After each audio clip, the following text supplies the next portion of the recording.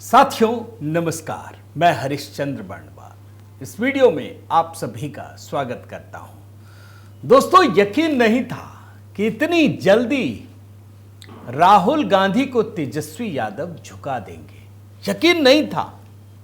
कितना भारी भरकम माहौल बनाया था। वोटर अधिकार यात्रा, वोट चोरी का नैरेटिव, क्या कुछ नहीं किया।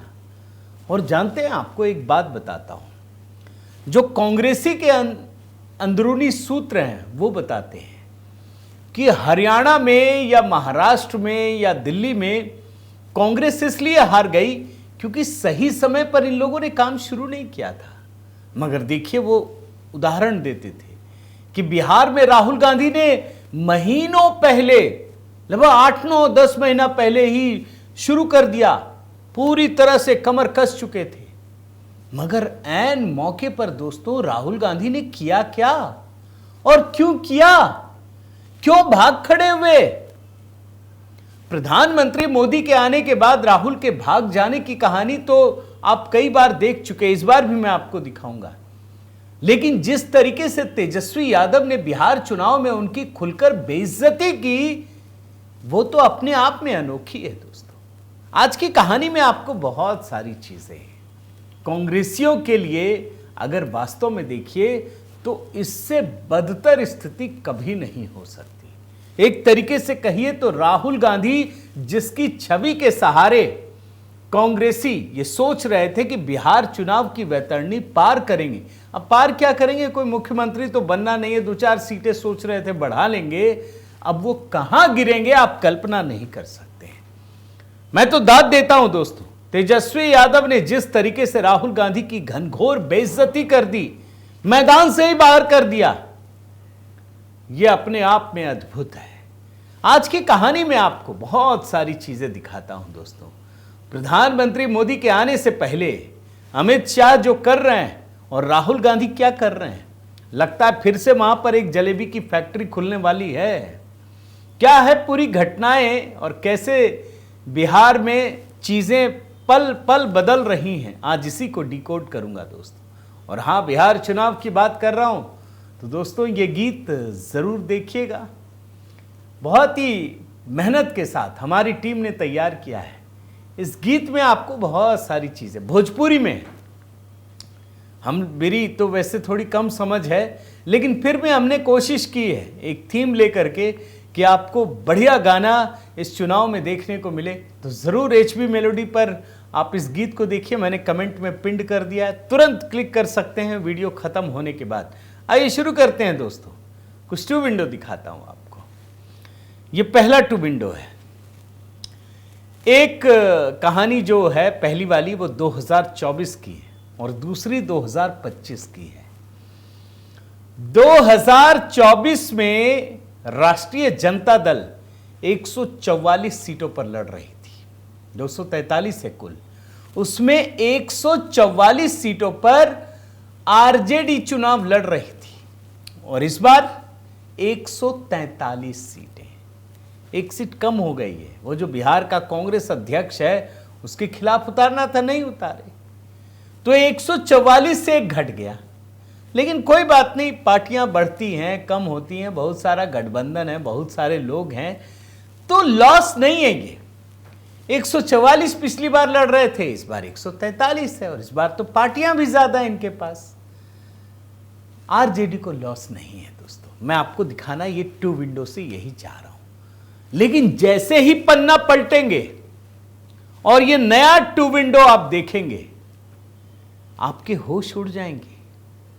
भाई 2020 के चुनाव में दोस्तों आप जानते हैं ना, पिछला वाला 2020 और 2025 की खबर थी, मैंने 2024 बोल दिया। अब ये देखिए, 2025 में कांग्रेस पार्टी सिर्फ 61 सीटों पर चुनाव लड़ रही है और पिछली बार कितनी? 70 सीटें। आप सोचिए, 2020 के चुनाव में राहुल गांधी ने इतनी मेहनत नहीं की थी, इतना परिश्रम नहीं किया था। ये वोटर अधिकार यात्रा, वोट चोरी, नैरेटिव, माहौल, मीडिया कर्मियों को साथ ले जाना, ये सब कुछ नहीं था। ये तामझाम नहीं था। राहुल गांधी साइलेंट मोड में थे, अगर सही मायने में समझिए। ये उपस्थिति नहीं थी कि आप पूरे 7-8 महीने पहले से ही एकदम तीर कमान निकाल करके मैदान में उतर चुके हों, पसीना बहा रहे हों, चल रहे हों, यात्रा कर रहे हों, लोगों से मिल रहे हों। उसका परिश्रम का प्रतिफल क्या है? पिछली बार 70 सीटों से लड़े, इस बार सिर्फ 61 सीटों से, और वो भी एक एक नाम डिक्लेयर करने में पसीने छूट गए इनके। पहली लिस्ट 17 अक्टूबर को 48 उम्मीदवारों का, दूसरी लिस्ट में 1, तीसरी में 5 और बाद में सुपौल सीट के लिए एक और प्रत्याशी का ऐलान किया, यानी सिर्फ 61 सीटें। खोदा पहाड़ निकली चूहिया। खोदा पहाड़ सिर्फ 61 उम्मीदवार निकले कांग्रेस के। यह है राहुल गांधी के परिश्रम का असर दोस्तों। लेकिन अभी रुकिए, अभी तो कुछ असली कहानियां बची हुई हैं। एक और टू विंडो में आपको बात तुरंत समझ में आती है दोस्तों, आपको अच्छा लगता है और मुझे भी बताने में अच्छा लगता है, इसलिए मैं ये चीजें बनाता हूं। जरा इस हिस्से को देखिए। बिहार में महागठबंधन के भीतर जो लड़ाई है ना, वो खत्म नहीं हुई है, वो और भयंकर स्थिति में पहुंच गई है। अभी मैं आपको दिखाऊंगा कैसे, एक एक वजह आपको बताऊंगा। लेकिन राहुल गांधी कर क्या रहे हैं? राहुल गांधी इमरती छान रहे हैं, जलेबी बना रहे, बेसन के लड्डू। आप देखिए ना, अब ये इमरती और जलेबी में फर्क जानते हो न जानते हो मुझे तो नहीं पता, लेकिन आप दिखा दीजिए तो शायद ना पहचान पाए। क्या लिखे हैं? पुरानी दिल्ली की मशहूर और ऐतिहासिक घंटे वाला मिठाइयों की दुकान पर इमरती और बेसन के लड्डू बनाने में हाथ आजमाया। दिवाली कभी देखा आपने मनाते हुए?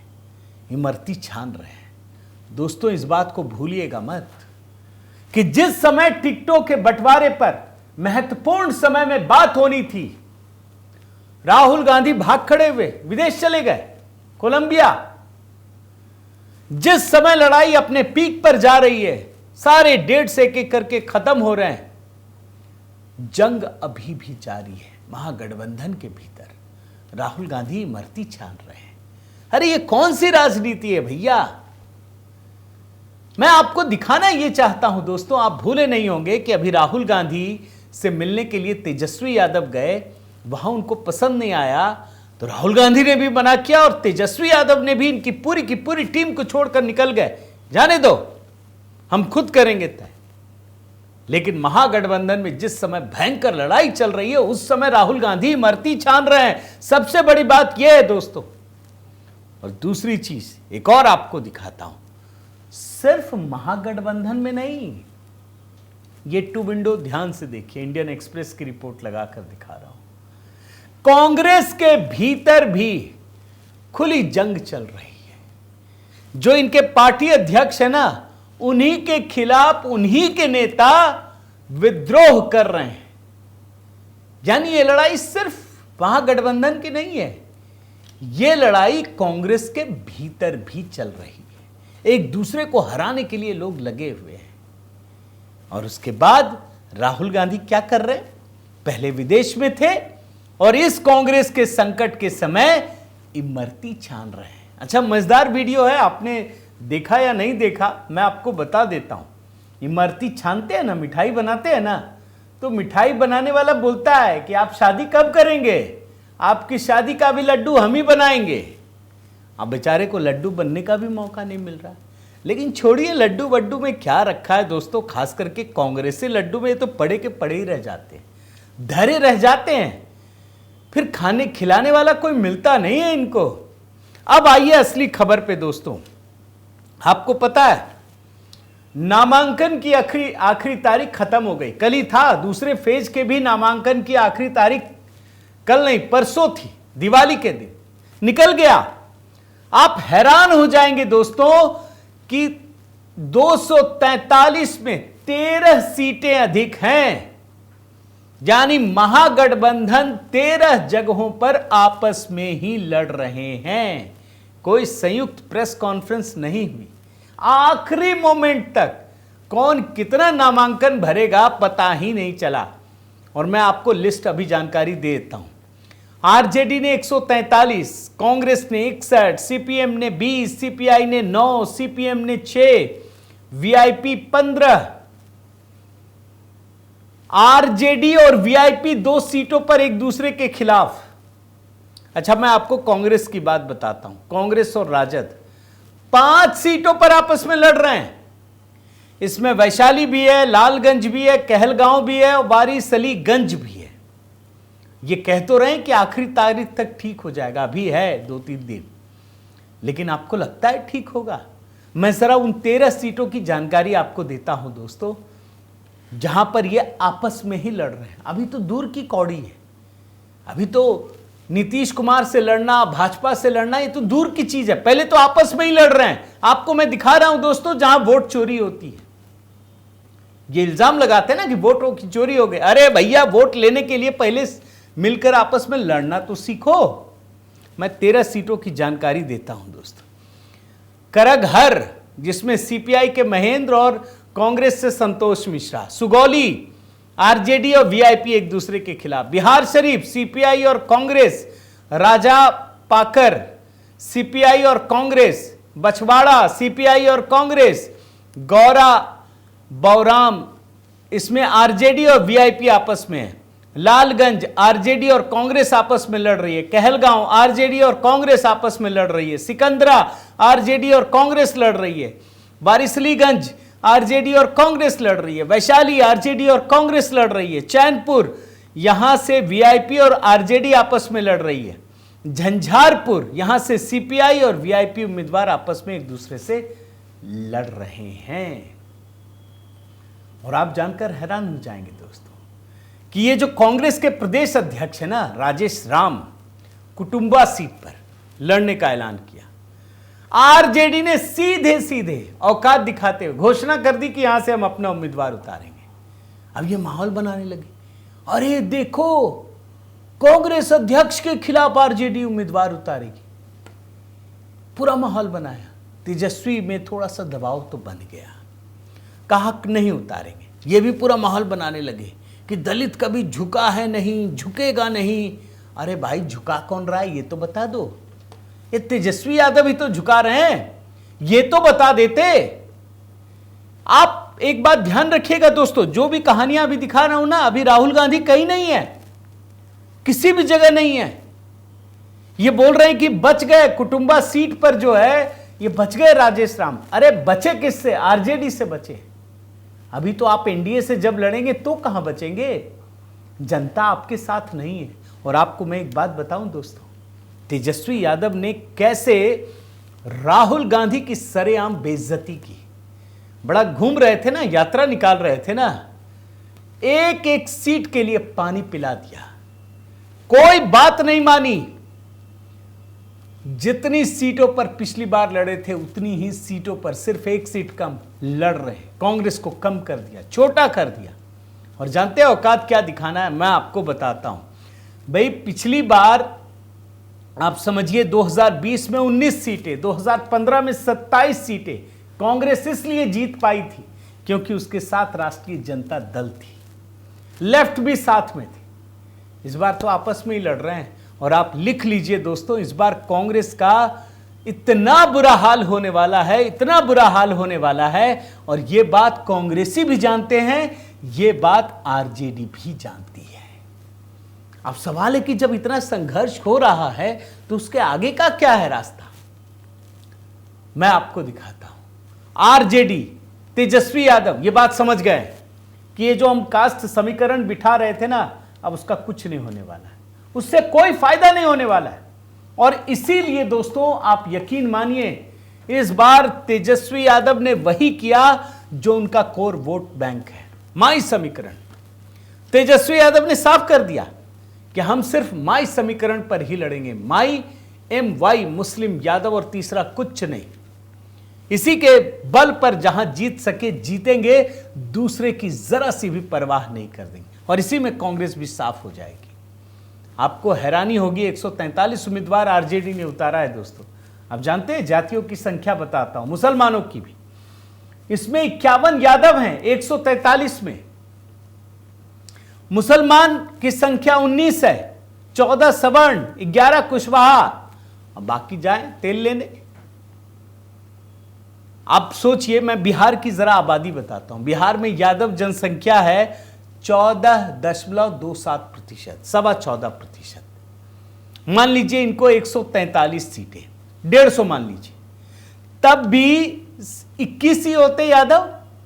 51 यादव कैंडिडेट उतारे हैं। 143 में 51 यादव कैंडिडेट, जबकि आप आबादी के लिहाज से भी निकाल लें तब भी आप पर इतना ही होना चाहिए था, मतलब 20 से कम होना चाहिए था।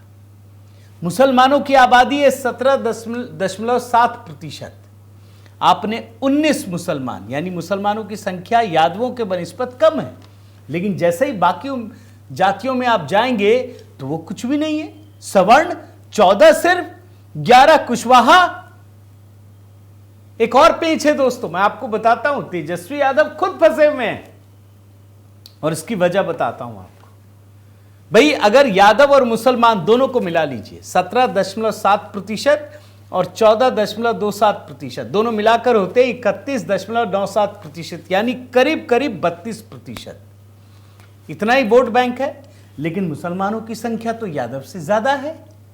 भाई मुसलमानों को तो चाहिए ना अपनी जो भागीदारी है, हमको बनाओ चीफ मिनिस्टर, तुम क्यों बनोगे? और यहीं आकर दोस्तों याद कीजिए, और वैसी सबसे आगे बढ़ जाते हैं। इस बार तो प्रशांत किशोर भी ताल ठोक रहे हैं। साफ कह दिया है, जिसकी जितनी आबादी उतनी भागीदारी। यही तो राहुल गांधी बोल रहे थे, जिसकी जितनी हिस्सेदारी उसकी उतनी भागीदारी। यही तो कह रहे थे। कहां दिया? सिर्फ यादव और सिर्फ मुसलमान। वो सिर्फ इसलिए दोस्तों ताकि तेजस्वी यादव ये बता सके कि ये मेरा वोट बैंक है और तुम्हारा कोई अधिकार नहीं है, तुम्हारे भरोसे हम चुनाव भी नहीं लड़ रहे हैं। और आपको एक बात बताऊं दोस्तों कि आखिर मुस्लिम यादव समीकरण पर तेजस्वी यादव भरोसा क्यों कर रहे हैं, उसकी भी कुछ बातें आपको बता देता हूं।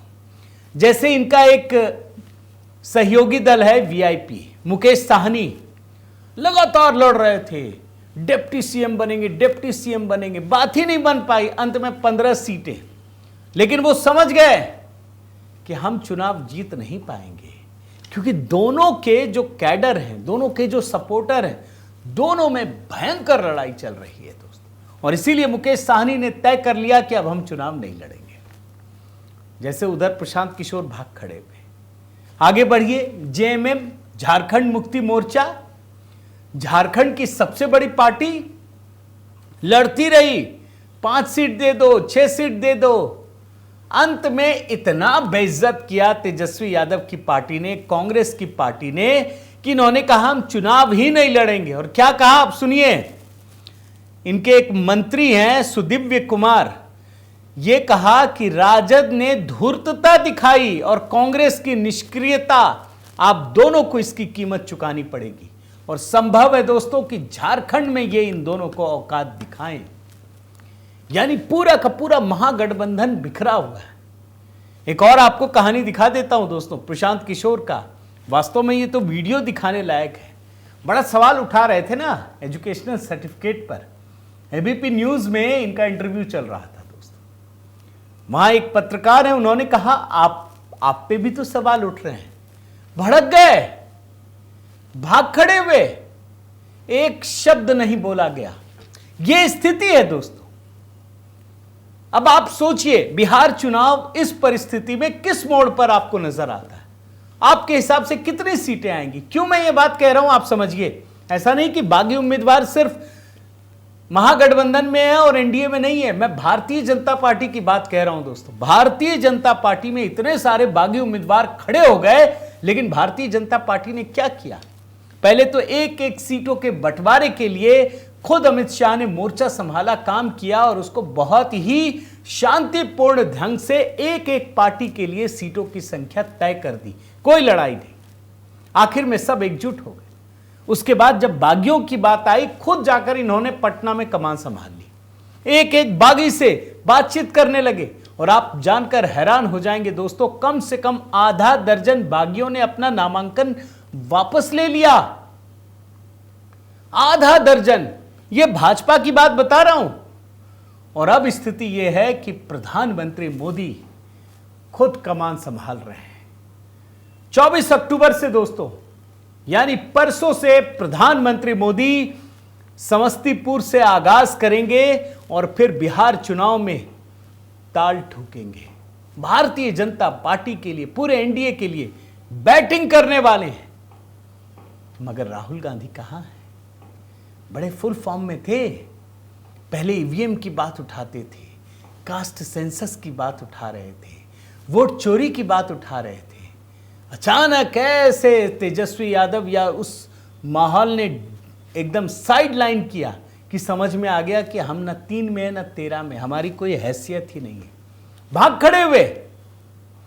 पहले जब सीटों का बंटवारा हो रहा था तब, आज जब सीटों के बंटवारे के बाद भी जब भिड़ंत जारी है, 13-13 सीटों में आपस में लड़ रहे हैं, कहीं नजर नहीं आ रहे हैं, इमरती छान रहे हैं। अब आप खुद सोचिए दोस्तों कि जब ये हारेंगे तो क्या कहेंगे? चुनाव आयोग ने हरा दिया, वोट चोरी ने हरा दिया। अरे आप मेहनत भी नहीं कर सकते। इधर भारतीय जनता पार्टी सालों भर काम करती है और आप चुनाव के समय भी काम नहीं करना चाहते और कहते हैं कि मोदी जी ने हरा दिया। आप खुद बताइए दोस्तों, आज के माहौल में आपको क्या लगता है? कितनी सीटें मिलेंगी किस पार्टी को, किस गठबंधन को? मैं तो साफ साफ कह रहा हूं, संभव है इस बार एनडीए अब तक की सबसे बड़ी विजय को हासिल करे और महागठबंधन अब तक की सबसे बड़ी पराजय का सामना करे। आपकी क्या राय है दोस्तों? जरूर कमेंट करके बताइएगा। साथ ही निवेदन है कि अगर आपने चैनल सब्सक्राइब नहीं किया है तो ज़रूर कीजिए, लाइक कीजिए, बेल आइकन दबाइए। और हाँ दोस्तों, HB मेलोडी, जहाँ गीतों का सिलसिला जारी है, नया गीत बिहार चुनाव पर है। तुरंत अभी के अभी क्लिक कीजिए, कमेंट में डाल रखा है, पिंड कर रखा है, तुरंत देखिए, बताइएगा कैसा लगा, वहाँ पर भी कमेंट कीजिएगा। बहुत बहुत धन्यवाद। जय सिया राम।